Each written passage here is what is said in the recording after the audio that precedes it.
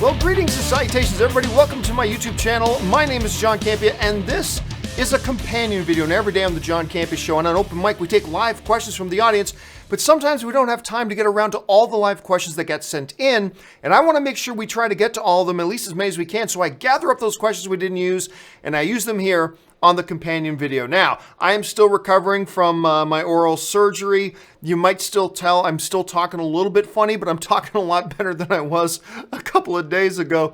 Still have a lot of swelling, but today was a great day for me.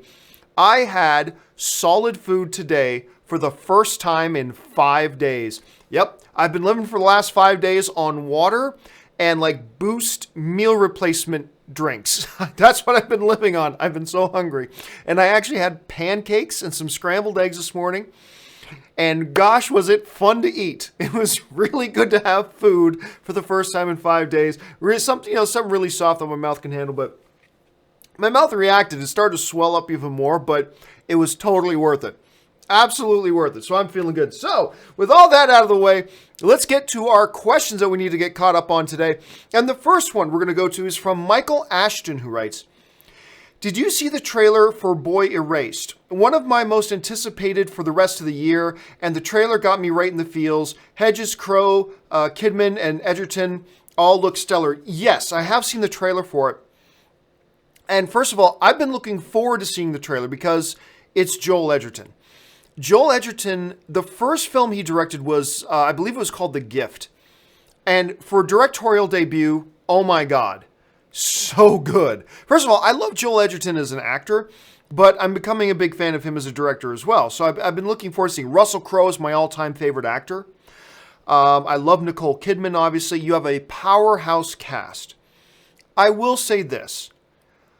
The trailer didn't really do anything for me. Despite the fact that I love Edgerton, I love Russell Crowe, all that kind of stuff. And I think the reason it didn't do much for me, and I suspected I may feel this way when I would eventually watch the trailer, I think it's because I feel like I've seen this movie before. Like the notion of a young gay man being sent by his religious parents to go to some sort of facility or camp where they try to ungay him. I feel like I've seen that before. Like going all the way back to But I'm a Cheerleader and things like that. So I was watching it and I kind of felt like, hasn't this story kind of been done before? So I don't know. Look, that was just kind of a feeling I had watching the trailer.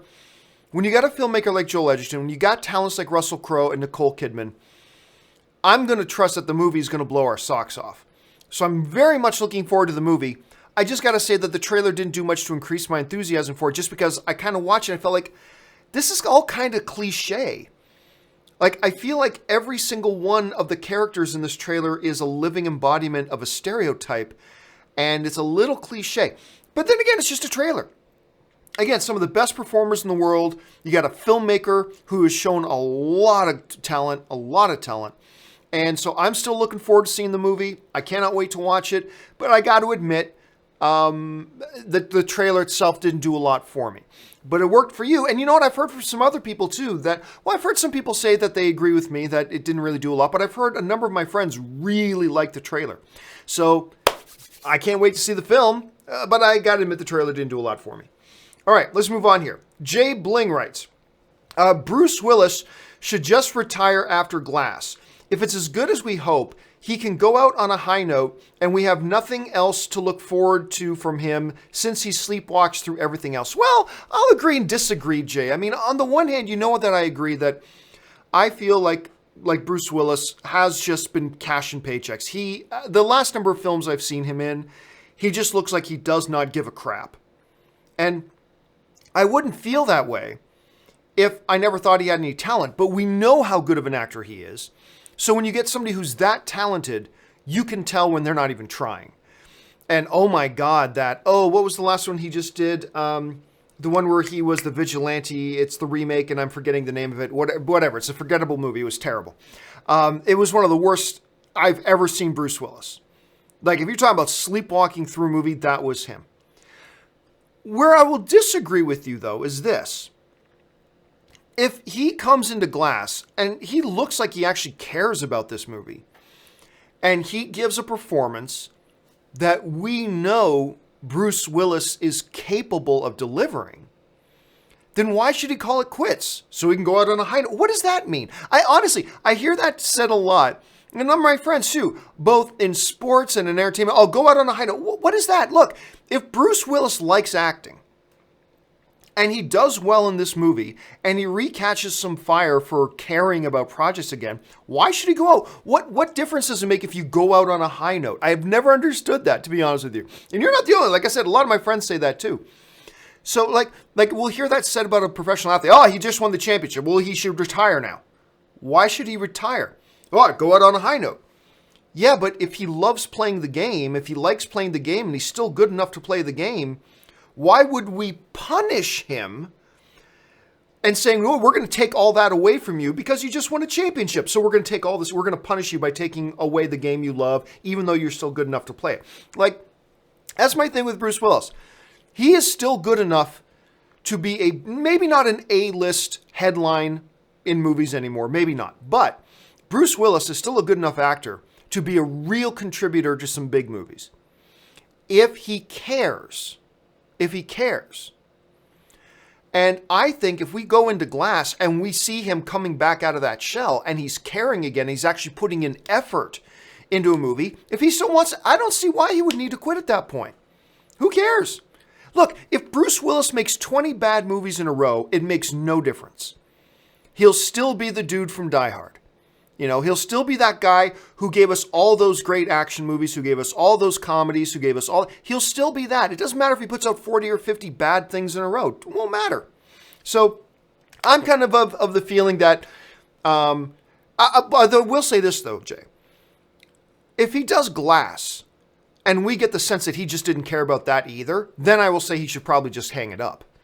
Because if you can't get hyped up and if you can't get yourself motivated to care about a franchise that gave you a lot of success and that a lot of fans are very excited for, and it's emerging, creating the cinematic universe and all this kind of stuff, if you can't get worked up for this, then at that point I'm probably going to think there's no hope for the dude. Maybe then he should hang it up. But I don't see why, if he brings effort and he gives success, why we then say he should be punished and say, well, he should just hang it up at this point. I don't agree with that. I will disagree with you on that. I agree with some of the sentiment, but I'll disagree with some of the other, Jay. And you know, hey, that's what movie fandom is. Sometimes we agree, sometimes we disagree. All right. Jacob Jansen writes, hey, John, love the show. Thank you so much, Jacob. And keep up the great work. I hear you talk about AMC Prime, but have you heard of an AMC Classic? I have one in my hometown that I have not been to. I go to Melco Cinemas. Okay, yes, I have heard. I don't know a lot about it. Here's my basic understanding of AMC Classic. A while ago, AMC purchased, I believe it was Carmichael or Carmike Cinemas. I can't remember what the name of the cinema chain was, either Carmike or Carmichael, one of the two.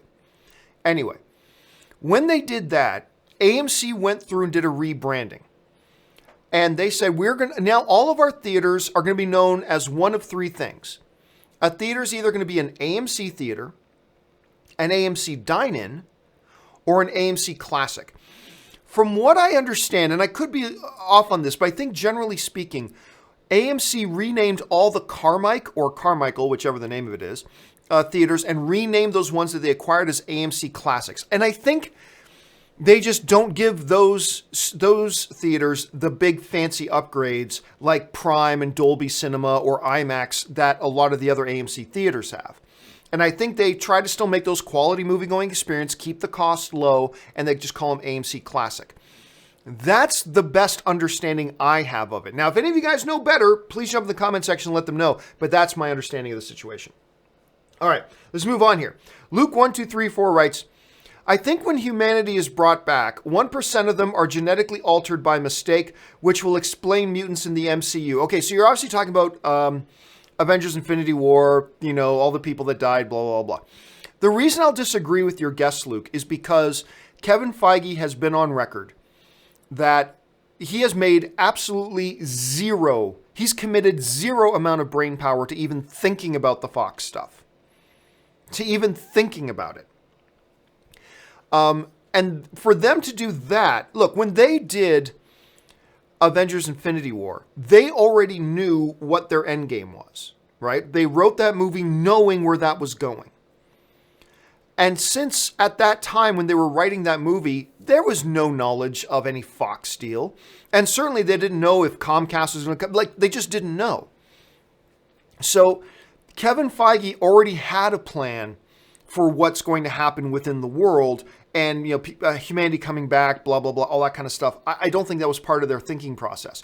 And remember, it's important to note here, it's still not a fit. Disney does not own Fox. But wait a minute, I heard the Fox shareholders voted to approve the deal. Yes, the Fox shareholders have voted to agree to the Disney offer, but now we've got another year of not just U.S. government agencies, but international government agencies having to go through, do the due process on it, and we're still about a year away from this thing becoming official.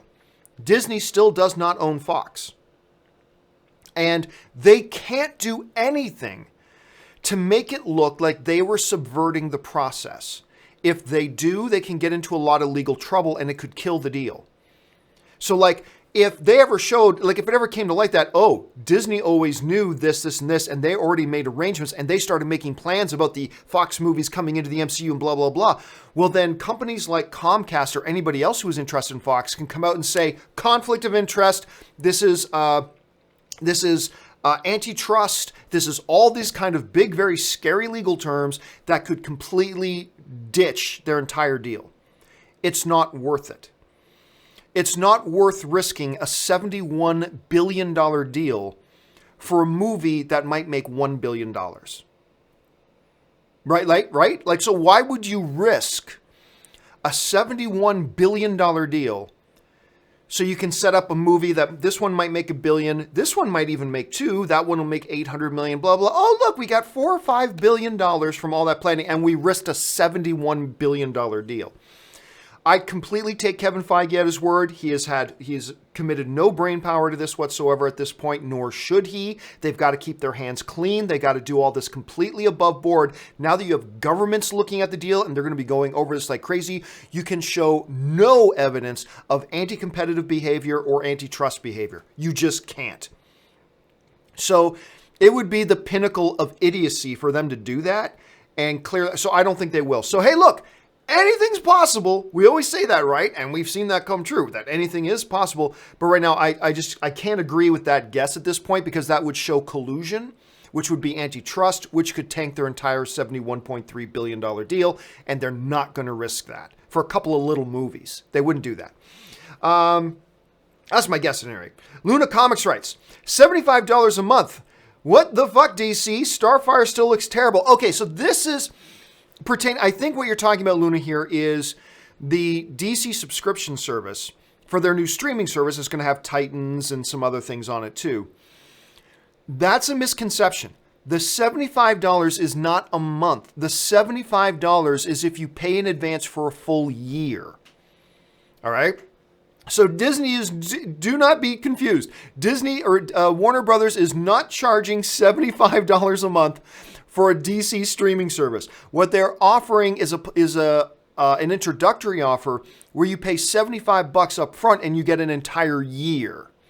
So it's not $75 a month. It's $75 for the year for their introductory offer. Murray Reich writes, that Batman that wants to join the Marvel Universe video by Conan is hilarious. If you guys have not seen that video, it's brilliant. So basically, it's by Conan. And Conan they're in a cafeteria. At one table is a bunch of the DC heroes, including Conan dressed up as Batman. At another farther table is the Marvel heroes. And in the sketch, they're clearly the cooler ones. And Batman's had enough. He decides he wants to go over and join the Marvel Universe. So it's this whole sketch about him pitching to the Marvel guys, to Iron Man and Thor and Black Widow, that he should be in the MCU. And it's hilarious.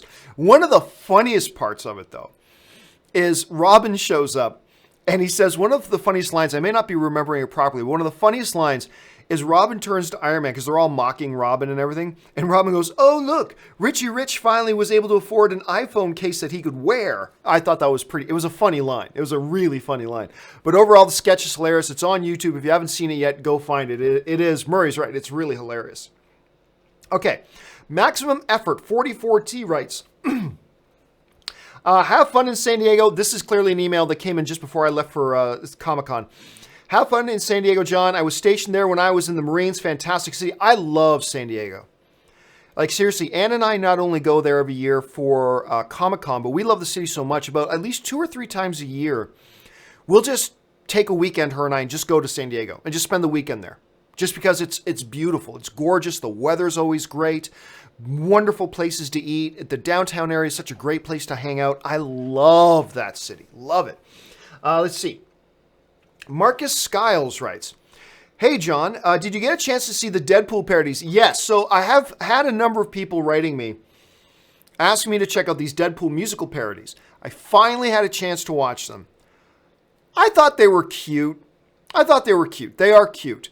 I didn't think they were all that great. I didn't laugh myself. I didn't laugh all that much out loud, but I was smiling. I thought it was cute. And I know a lot of you guys really love them, and that's great, but I finally had a chance to watch them. I thought they were clever. The second one was particularly clever when he did the Maui song. He says, what can I say except I'm Deadpool? I mean, that one was kind of clever too. But yeah, they were cute. I didn't love them, but I thought they were clever.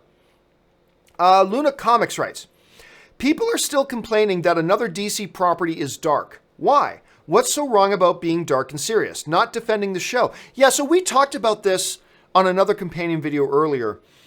I don't think the problem is that they're going, as opposed to going for a lighter tone, they decide to go for a darker tone. I don't think there's anything wrong with that. I think what a lot of people have a problem with, myself included, is you can have a darker tone, you can have a lighter tone. It's all good. The problem is the way that trailer came across to some people, including myself. Not to everybody, but to some people, including me. It came across like a desperate cry for attention. Look, everybody, look how dark and edgy our show's gonna be. Look how dark we are. Look, Robin's saying, fuck Batman. Isn't that dark and edgy, everybody? Look, kiddies, look how dark this is. And it just felt sad and pathetic. So to me, it wasn't that, out of the choice of being a lighter tone show or being a darker tone show, that wasn't the issue. The issue was it seemed so desperate to say, look, everybody, how dark and edgy we are. Ooh, we're so cool. Robin says, fuck Batman, everybody. Ooh, can you believe how edgy he is? Like, it came across as sad and pathetic. And that's the thing. It's like being cool, right? You can be cool, but the moment it's obvious you're trying to be cool, you stop being cool. And I think that was the thing with the Titans trailer, which is really unfortunate because maybe the show's great. And it's also really unfortunate because DC knocked it out of the park with everything else they did at Comic-Con. You're talking about the Shazam trailer. You're talking about the Aquaman trailer, the footage they showed from Wonder Woman. Like, they really crushed it. And then there's this Titans trailer that was just a sack of garbage, which is unfortunate, but whatever. They still won Comic-Con with everything else. I just think they could be. But so yeah, basically, I don't think the problem is that they went for a darker tone. Darker tone's fine. It's just it's just a horrible, horrible trailer desperately trying to look dark, then it becomes kind of laughable. So that's just kind of how I felt about it. I'm sure not everybody does, but that's kind of how it hit me. All right. Is Melvin Vargas writes, what time do you wake up to prepare for the show? You're awesome and thank you for recommending Cinemia. Well, also awesome. I'm glad you enjoy using Cinemia. I liked using Cinemia a lot too. I still do use Cinemia a little bit, even though I have AMC A-List. But when I need to go to other parts of town, I'm going to see a movie somewhere else, I'll still use my Cinemia card. I used to get up around 5 or 5:30 to prep for the show, for the morning show. But what I've started doing is now I prep, let's say for Wednesday's show, I actually start prepping for Wednesday's show on Thursday late afternoon. So I start doing actually a lot of my researching and a lot of my writing on Wednesday afternoon. I get all the information out to Ray and to Jonathan. Ray to start putting the graphics together, Jonathan so he knows what needs to be edited the next day. And then the next day I get up around 6:30. So the show's at 8:30. I will get up or at least start working at 6:30. Ann and I normally go to the gym around 5. So Ann and I go to the gym around 5 in the morning. I'm usually back. And if we don't go to the gym that day, then I get up at around 6:30 and I start doing my final prep for the 8:30 show at about 6:30. And then we're ready to go. But yeah, now I used to do a lot of my prep the day before, which has made my life a lot easier, to be honest with you. Thanks for asking. Motorolan writes, hey, John, in about 2 hours, me and my wife will know the gender of our baby. Oh, congratulations, man. Guess when she's expecting? It's been a topic. Yep, December 21st. Wow, that is going to be a busy weekend. Of course, December 21st has been a topic we've been talking a lot about lately because it's got right in that 1 week window around December 21st, you had 8 major films opening. You've got Mortal Engines, Spider-Man Into the Spider-Verse. On the 21st itself, you've got Aquaman, Bumblebee, Alita Battle Angel, Welcome to Marwen, Mary Poppins opens in that window as well. Holmes and Watson opens up. Like 8 big films opening up in this 1 7-day window, with December 21st kind of being the center point of it all. It's going to be crazy. And obviously for some of us, something even more important, having your first kid. That's awesome. Congratulations, man. All my best. AG Systems 120 writes, Solo at $385 million after VOD. Will they break even? No. The Solo's not going to break even. They're not going to come close. The movie, they say $250 million. I've heard that the real number after all the reshoots is really closer to $300 million. They're not breaking even on this. And a lot of people, there's still this make-believe fairy tale out there that movies make tons of money on VOD after it's done in theaters. No, it doesn't. No, it doesn't. DVD, Blu-rays, VOD, all that kind of stuff. Yeah, they may make a little bit of money.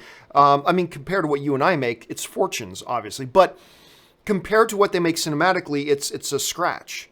So no, their Blu-ray, DVD sales, their VODs, all that kind of stuff is not going to change the fact that this movie was a money loser. Solo is and will be a money loser. But I don't know what you expect when you make a movie that nobody asked for in the first place. Let's do a Han Solo movie without Harrison Ford. I've been saying that ever since they announced the movie. Nobody asked for this movie.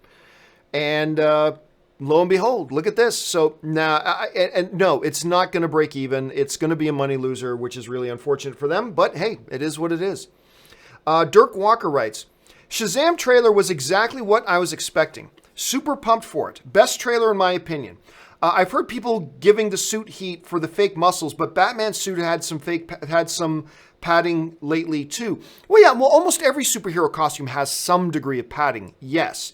But none of them look like pajamas with pillows stuffed into them. The Shazam suit, and look, fake muscles are fine. They can look great. The Shazam suit just doesn't look great. It looks bad. Some of you may like it. That's awesome if you do. But to some other people, including myself, it looks really quite bad. That doesn't change for me, though, that I also thought the trailer was fantastic. I thought the trailer was great. My one of my few criticisms, of course, is still the look of the costume. It looks ridiculous to me. It does look like pajamas. But who cares? Whether or not I like the suit is not going to change whether or not I like the movie. If it's a bad movie, if the suit was great, isn't going to change it. If it's a great movie, a bad suit isn't going to change that. So I'm fine with it. Yeah, I think the suit looks bad, but I still think the trailer looked awesome. I still think Aquaman was the best trailer of Comic-Con. That's my opinion. But Shazam was certainly close. It's a terrific trailer. I think they got a lot of people on board. Because I know there weren't a lot of people on board with the Shazam movie. There's a lot of people on board now because of that trailer.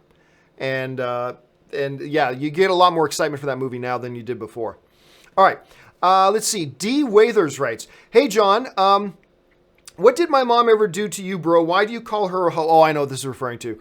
We're going to have to take this outside, John. Just kidding. Glad you're back, man. I really missed your shows so damn much. Of course, we were talking about James Gunn the other day.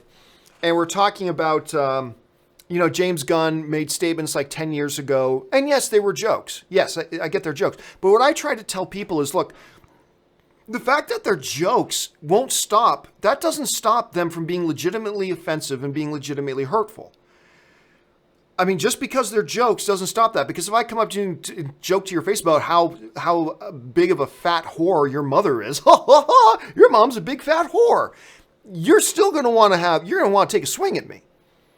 But I'm just joking. Well, it doesn't matter. You don't go up to somebody, start telling jokes to their face about their mom being a fat whore, right? And that was my point about James Gunn, was that absolutely he was joking, but even those of us who are James Gunn supporters, we have to acknowledge that the fact that he was joking doesn't delegitimize the fact that some people were offended by those and felt hurt and offended by the stuff that he said. Jokes or not, So that was the point I made. So that's what D. Wathers is talking about when he says I call his mom a hoe. Let's see. Sale Dadil writes, love the show, John. Thank you so much. I got chills/excitement when Charles Dance said, "Long live the king" in the Godzilla trailer. It's tied with Glass as the best trailers. Well, again, I still think Aquaman's the best trailer, but yeah, that moment when it kind of fades back into him, of course, he was from Game of Thrones, and goes, "Long live the king." I mean, that is a great moment. It's a great line, especially when it comes right off showing that silhouette of Ghidra spreading his wings with the 3 heads and all that kind of stuff. It's like, oh, that was a great moment. And yeah, look, some great trailers coming out of Comic-Con. I still think Aquaman's the best one, but the Godzilla one was great. The Glass one was great. So a lot of really good stuff coming out of there. All right, Alt Productions writes, who's the bigger Star Wars fan, you or Christian? Well, I mean, everybody who's a fan of something thinks they are the biggest fan of something. I am the biggest Star Wars fan. And out of me and Christian, I am the bigger Star Wars fan than Christian. However, were you to ask Christian, he would say that he is the bigger Star Wars fan. If you were to ask somebody else out there who's a huge Star Wars fan, they'll say they're the biggest Star Wars fan. So, I mean, I'm the wrong person to ask because I'm biased. I think I am the biggest Star Wars fan. But that's what everybody thinks who's a fan of something, right? Harris writes, just curious, what did Anne think about the Shazam trailer? Since her favorite movie of all time is Big, I think. Thanks for being awesome, John. Well, thanks so much, Harris. And yes, Anne's all-time favorite movie, bar none, no questions asked, is Big with Tom Hanks. You would think that the similarities between the Shazam trailer and Big would make her love the movie even more. Not so. It's funny, I was even just talking to Anne about this morning. She actually got a little bit mad at the trailer that they're trying to rip off Big. So, I mean, I think she still likes the trailer, but I think the fact that they're getting into some big territory kind of pisses her off a little bit. We'll wait and see. She said, well, I don't know. I'll watch the trailer again and I'll see what I think. That's what she says. So we'll have to wait and see. But yeah, it actually annoyed her a little bit, the similarities between the trailer and Big. Whereas a lot of people like you and I thought, hey, this will make somebody like her like it even more. Apparently not the case. TNES93 writes, as a fellow Man of Steel defender, what is the criticism you've heard about the movie that's always bothered you? Mine is the criticism of Pa Kent. I love Pa Kent in it. I love the incarnation of Pa Kent. I thought it was brilliant. But that's not, but it's fair criticism, whatever. The criticism I hear about Man of Steel quite often, that I think is just nonsense, is the criticism people get. Look, all film is subjective, but I think this is an unfair criticism, is the criticism I hear to this day of people saying, oh, Superman wouldn't have killed him. Oh, Superman wouldn't have killed Zod, blah, blah, blah. I don't like it because he killed Zod. That is such a bad objection. It's such a bad objection. And here's why. First of all, in that the movie goes really out of its way to set it up for us as the audience to understand that Kal-El Superman, Clark, whatever you want to call him, had no choice. Zod was monologuing about how I am never going to stop until I wipe out all these humans you love so much. I'm going to kill them all. Like they had Zod monologue that a number of times to make it very clear to the audience, here is a god in General Zod who only purpose now for breathing is to kill humanity.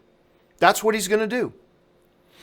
Then they're down in that station and he's got a family and he's going to kill that family, that innocent family sitting there. And Superman's trying his best to stop him, whatever. And a lot of people forget this too. Superman had only been Superman for a couple of days. Well, he could have done something else. No, he couldn't have. Maybe a veteran Superman, maybe a Superman who had tons of experience and had been around for 10 years, and maybe that Superman might have had some other options. Kal-El had been Superman for a couple of days. Couple of days. And he's fighting this guy who is genetically bred to be a soldier, who has the powers of a god and has said, the only thing I'm going to do with the rest of my life is kill all of humanity. And now I'm going to start with this family down here. And he says to him over and over, I'm never going to stop. I'm never going to stop. Superman had no other options. Well, he could have flew him in his... Zod is just as strong as him. At some point, Zod is going to kill millions. And Superman was faced in that moment with an impossible choice. And to save that family and to save humanity, he made the terrible choice to kill Zod. And the movie, what Zack Snyder even did was to make a point that killed Superman to do that. Superman hated that he had to do that. That anguish scream that he lets out showed how much he hated that he had to do that. So anyway, to me, that is the criticism of Man of Steel that I most gets on my nerves and I most reject, because the movie logically lays it out. He had no choice. It was either Zod or millions of human beings. That was the choice Superman faced. There was no jail he could put him in. He didn't even know if the fight continued, that he could even win the fight if the fight continued. At some point, he had to end Zod. That was the situation he was put in. Superman would have been a monster to not make that choice. In that situation, I think he would have been a monster to not make that choice. Well, I don't kill anybody, so go ahead and kill 100,000 people, Zod, while I try to figure out a way to put you in a prison. Not what Superman would do. Superman, when faced with an impossible choice, would choose the lesser of two evils. And that's what he had to do. So that to me is the biggest thing that bothers me. Let's see. Cameron Belgrade writes, I thought the Godzilla trailer was the best because it raised my anticipation the most, and the music in it was amazing. The music in it was great. And you know what? That really is to me, that's the meter of how effective a trailer is. Not how good a trailer is or bad, but how effective a trailer is. How big of a difference does it take where your expectations for a movie was and where is it now after watching the trailer?